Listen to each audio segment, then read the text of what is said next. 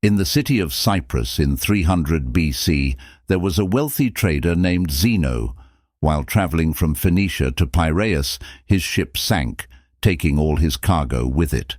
Due to that single incident, which was completely beyond Zeno's control, this once wealthy man found himself impoverished in an instant. Imagine being in Zeno's shoes. How would you respond to the loss of your entire life's work due to nature's whims? What is the appropriate response? Would you feel anger, sadness? Would you think life has wronged you? For many of us, these reactions would be natural, but not for Zeno, the father of Stoicism. A slight shift can have lasting implications, and a simple change in mindset can lead to significant and profound transformations in the future. At the heart of Stoicism lies the essence of acceptance and indifference. After immersing himself in the teachings of Socrates and other philosophers, Zeno developed and shared the philosophy of Stoicism. He believed that while we cannot control the events that occur in our lives, we can control our responses to them, and we must harness this control effectively. Instead of lamenting over lost cargo, Zeno concentrated on keeping his composure in the face of adversity, remaining calm and collected despite his challenges. Nowadays, people often mistakenly perceive Stoics as unbreakable individuals who don't experience extreme emotions such as rage or anxiety. However, the true essence of Stoicism encompasses much more. Rather than merely describing individuals who lack emotion, Stoicism provides a lens through which to view, interpret, and comprehend the world. It represents a way of life that has persisted for centuries. The principles of Stoicism can be applied to contemporary situations, just as they were in ancient times, yielding equally significant benefits. Stoicism equips us to process negative emotions stemming from unfavorable experiences, transforming them into insights that offer us a distinctive worldview. Perspective shapes our understanding, and each person carries different experiences, leading to varied viewpoints. As Stoics convened, shared, and imparted their philosophical ideas in public spaces, their teachings became widely known. They believed that Stoic principles could offer profound benefits to everyone, making it illogical to confine their wisdom within the walls of schools or royal courtyards. Consequently, individuals from all walks of life, including slaves and emperors, were able to learn and embrace Stoicism, and many did. Notable Stoics include Epictetus, whose name means acquired due to his past as a slave, Seneca, a respected statesman, and Marcus Aurelius, a Roman emperor and one of history's most powerful figures. The early Stoics exemplified their teachings by rejecting all forms of segregation and championing the fight against inequality. They even coined the term cosmopolitan, which translates to citizen of the world. Today, when we hear this term, we often think of diverse cities like New York, Toronto, Dubai, and London. This reflects the unity and togetherness that Stoics advocated. During the founding of Stoicism, women were typically barred from studying philosophy, but the Stoics strongly opposed this notion. Musonius Rufus, Epictetus's mentor, famously stated, "It is not men alone who possess eagerness and a natural inclination towards virtue, but women also. Women take as much pleasure in noble and just deeds as men do and reject the opposite. Given this, why should men be allowed to explore how to live well, that is, to engage in philosophy, while women are not?" Even in a time when it was unpopular, women were permitted to learn about Stoicism and embrace the philosophy themselves. So, why do so many people choose to adopt Stoicism as their guiding philosophy? In a world filled with unexpected twists, our emotions often complicate matters. In truth, we don't typically feel sad simply because bad things occur. Rather, we feel sadness when those negative events are unexpected. Rain, for instance, is beneficial. It nourishes plants, provides water for livestock, and maintains a cool and humid climate. However, when caught in the rain without an umbrella, it's rarely a pleasant experience. So why don't we break down in tears when it rains? It's because we've learned to anticipate rain. It's an unavoidable reality. We can't control the weather, and although it may be unpleasant, the rain eventually ends and sunshine returns. Stoicism teaches us that, similarly, we should prepare for the inevitability of misfortune. Imagine the worst possible outcome and find peace in knowing it is a possibility. One of the Stoic exercises is known as voluntary discomfort, an exercise aimed at increasing feelings of gratitude.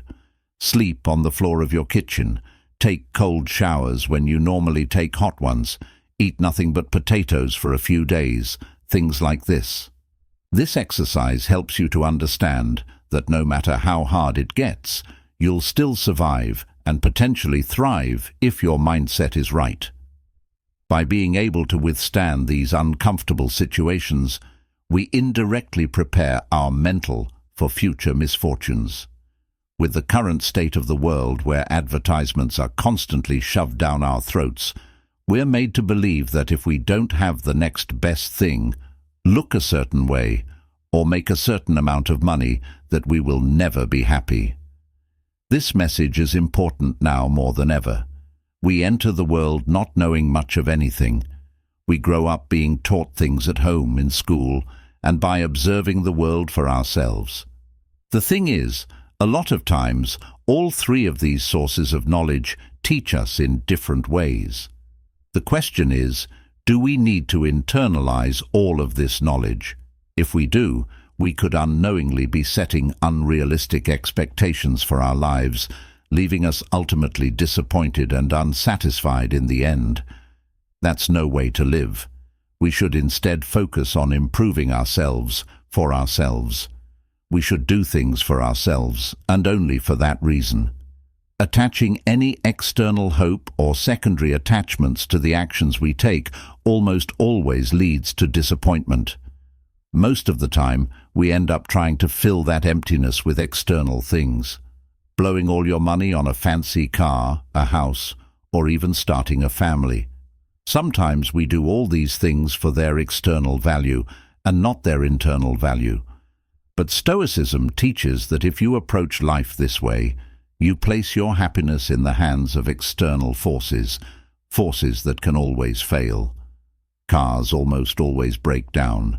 Natural disasters wipe away entire cities, and divorce rates climb higher and higher each year. But even the free things in life come at a cost, the cost of space, both physical and mental.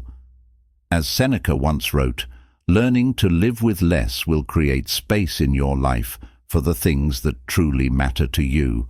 Instead, we must place our happiness on our intrinsic value as humans and on nothing we have or can physically acquire.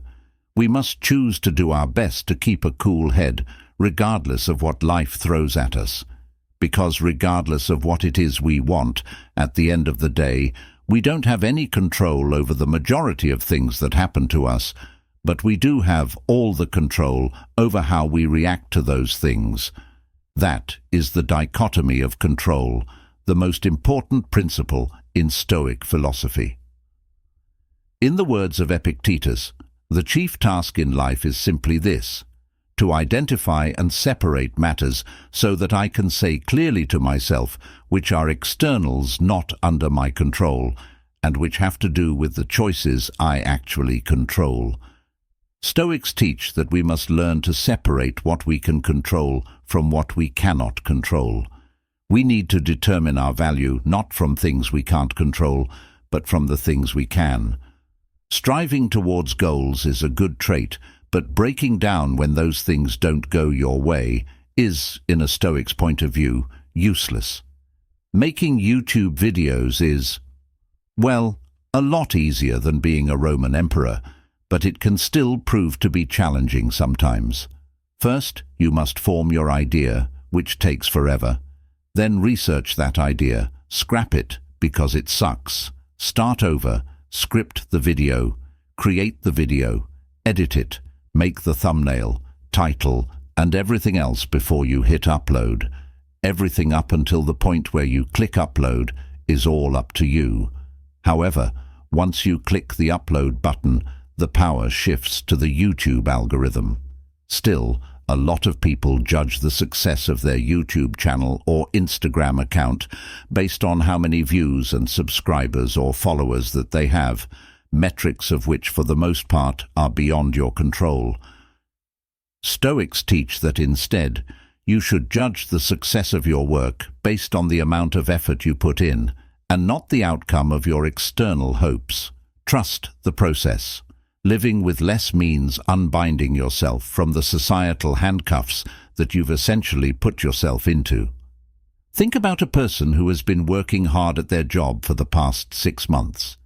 He now feels he deserves a promotion, and so he walks up to his boss with his performance report. The boss says thanks, doesn't grant him the promotion, and he goes home thinking he must suck at his job. He doesn't consider that the boss might have simply woken up angry. Someone else might have been better qualified at that time, or maybe the company was just losing money and just couldn't afford it. He doesn't know the reason, but he's been so attached to his expectations that it has ultimately let him down. Meanwhile, someone who accepts disappointment as inevitable focuses on their effort, moves on, and seeks new opportunities. Zeno emphasized appreciating the everyday instead of chasing grand moments. By accepting what we can't control, we find freedom, and Stoic principles help us live a meaningful life by focusing on what truly matters.